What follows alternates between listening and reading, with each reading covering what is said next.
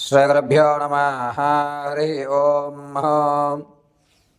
గణానాం త్వా గణపతిగుం భవామహే కవిం కవీనాముపమశ్రవస్తమం జ్యేష్ఠరాజం బ్రహ్మణాం బ్రహ్మణస్పద శృణ్వన్నోతవే సీదసాధనం.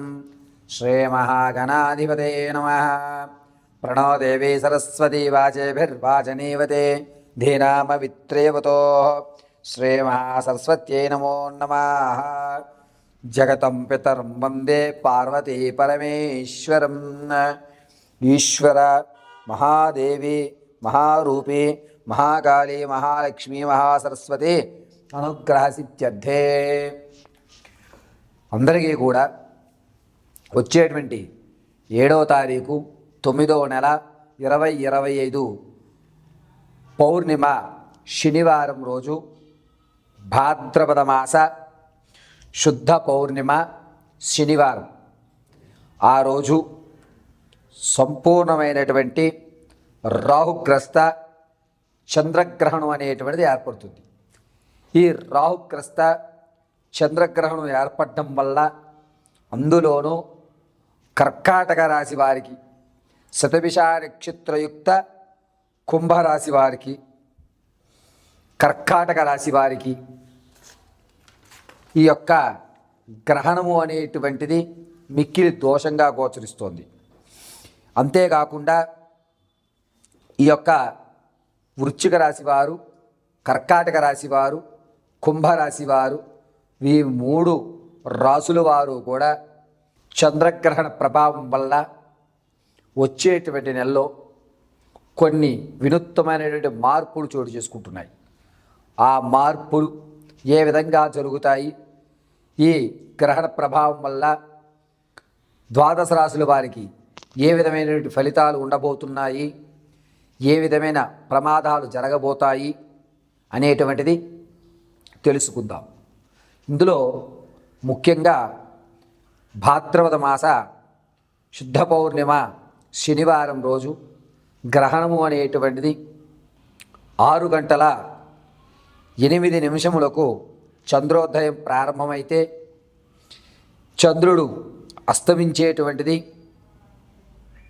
తెల్లవారుజామున 6:27. అయితే గ్రహణ సమయం 5:19 నుంచి గ్రహణ సమయం అనేటువంటిది ప్రారంభమైపోతుంది. గ్రహణము 9:36 నుంచి ప్రారంభం చేసుకుని, జాగ్రత్తగా వినండి, 9:36 నుంచి ప్రారంభం చేసుకుని ఆ యొక్క గ్రహణ మోక్షము అనేటువంటిది అంటే విడిపోవడం అనేటువంటిది 1:25 గావిస్తుంది. ఈ యొక్క సమయంలో చంద్రగ్రహణం సంభవించడం వల్ల అనేకమైనటువంటి మార్పులు ప్లానెట్లో జరిగి మీ జీవితంలో కొన్ని రాసుల వారికి అద్భుతాలు, మరికొన్ని రాసుల వారికి అనర్థాలు, కొంతమందికి అవకాశాలు అందిపుచ్చుకోవడానికి కావలసినటువంటి సమారాలు, మరికొంతమందికి అనుష్ఠాన పనులకి దేవత యొక్క అనుగ్రహం, పరిపూర్ణమైనటువంటి దేవతానుగ్రహము కలిగేటువంటి గోచరములు జరుగుతున్నాయి. గ్రహణం సమయంలో సాయం వేళ 5 గంటల్లోగా భోజనం ఆచరించేయాలి. ఈ గ్రహణం శనివారం రోజు శుద్ధ పౌర్ణమిలో ఏర్పడుతోంది కావున గర్భిణీ స్త్రీలు ఏ విధమైన జాగ్రత్తలు తీసుకోవాలి, అందులోనూ ముఖ్యంగా కుంభ, కర్కాటక, మీన, వృశ్చిక ఈ 4 రాసుల వారు ఈ గ్రహణ ప్రభావం వల్ల ఏ విధమైన ఇబ్బందులు పడతారు అనేటువంటి విషయం, దాంతోపాటుగా ఆర్థికంగా స్థిరపడడానికి ఈ గ్రహణం మనకి ఏ విధంగా సహాయపడుతుందా అనేటువంటి విషయాలు పరమశివుడి యొక్క అనుగ్రహంతో యథాశక్తానుసారము కూడా ఈ గ్రహణంలో మీరు చేయవలసిన పనులు, చేయకూడని పనులు, ఏ పని చేస్తే కలిసి వస్తుంది, ఏ పని చేస్తే మీరు ఇబ్బందులు పడుతున్నారు అనేటువంటి విషయాన్ని మీకు కూలంకషంగా తెలియజేయడం జరుగుతుంది. మేషం ప్రారంభం చేసుకుని మీనరాశి వరకు కూడా జరిగేటువంటి అన్ని విషయాల్ని కూడా మీకు క్లుప్తంగా ఈ యొక్క వీడియో ద్వారా మీకు తెలియజేయడం జరుగుతుంది. తదుపరి మిథున రాశి.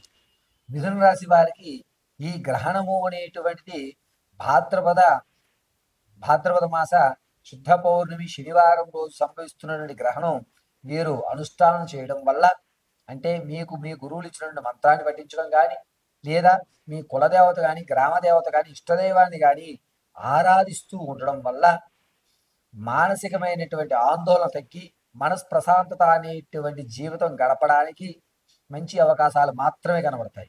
అద్భుతాలు, కావలసినటువంటి అవకాశాలు వచ్చే విధాలు ఈ మిథున రాశి వారికి కనబడటం లేదు.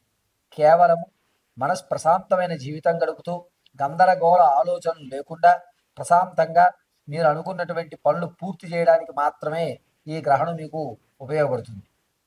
అంతేకాకుండా మిథున రాశిలో వారికి ఈ గ్రహణంలో మీరు చేసేటువంటి జపం ఏదైతే ఉంటుందో దాని ఆధారంగా చంద్రుడు సంతుష్టి చెడి మీకు ఇంతకుముందు గాబరా కానీ ఏదన్నా విషయంలో తొందరపాట్లు అంటారు, అటువంటి వ్యవస్థలు జరుగుతూ ఇంతకుముందు మీరు తీసుకున్న నిర్ణయం ఏదైతే ఉందో ఆ నిర్ణయం వల్ల వచ్చేటువంటి గొడవలు అనేటువంటి తగ్గి వారి యొక్క వాతావరణంలో మీరు శృతిలో తప్పిపోయి గండం గట్టెక్కేటువంటి అవకాశం ఈ యొక్క మిథున రాశి వారికి గ్రహణంలో చేసేటువంటి అనుష్ఠానం ఆధారంగా లభిస్తూ ఉంటుంది.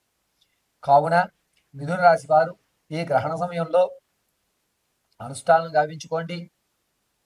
ఉద్యోగ ప్రయత్నం చేస్తున్న వారికి ఇది ఒక మంచి అవకాశం.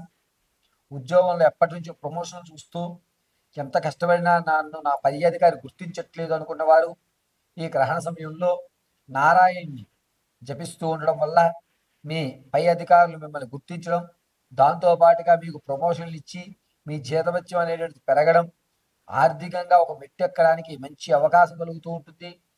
మిథున రాశి వారు ఈ గ్రహణ సమయంలో మీరు కుజుడిని కానీ గురు జపం కానీ ఆచరిస్తూ ఉండడం వల్ల ఇంతకు ముందు ఎవరైతే మిమ్మల్ని ఇబ్బంది పెట్టారో శారీరకంగా మానసికంగా ఆ ఇబ్బందుల నుండి తొలగి ప్రశాంతమైనటువంటి జీవితాన్ని గడపడానికి ఒక అవకాశం అనేది లభిస్తూ ఉంటుంది. ఇక గర్భిణీ స్త్రీల విషయానికి వస్తే కనుక సాయం సంధ్య వేళ 5 గంటల నుంచి వీరు ఏదన్నా ఘన పదార్థాలు తీసుకోవడం మానేసి ద్రవ పదార్థాలు మాత్రం స్వీకరించండి. మిథున రాశి వారు సంతానయుక్తంలో ఉన్నటువంటి వారికి పుత్రికా సంతానం కలిగే అవకాశం ఎక్కువ లభిస్తుంది. ఈ గ్రహణ సమయంలో ఖచ్చితంగా పడుకునేటప్పుడు కాలు ఇలా వేసుకుని పడుకోవద్దు. ఇలా నిలువుగా వేసుకుని పడుకోవడం వల్ల మీకు పుట్టేటువంటి శిశువు పరిపూర్ణ ఆరోగ్యంతో పుడతాడు. ఈ గ్రహణ సమయంలో చాలా జాగ్రత్తగా మిథున రాశి వారు జాగ్రత్తలు పాటిస్తూ మీ యొక్క మనోవాంఛలు పరమశివుడు తీర్చే విధంగా అనుష్ఠానం చేస్తారని మనస్ఫూర్తిగా కోరుకుంటూ ఈ అవకాశాన్ని వినియోగించవలసిందిగా తెలియజేయడం జరుగుతుంది.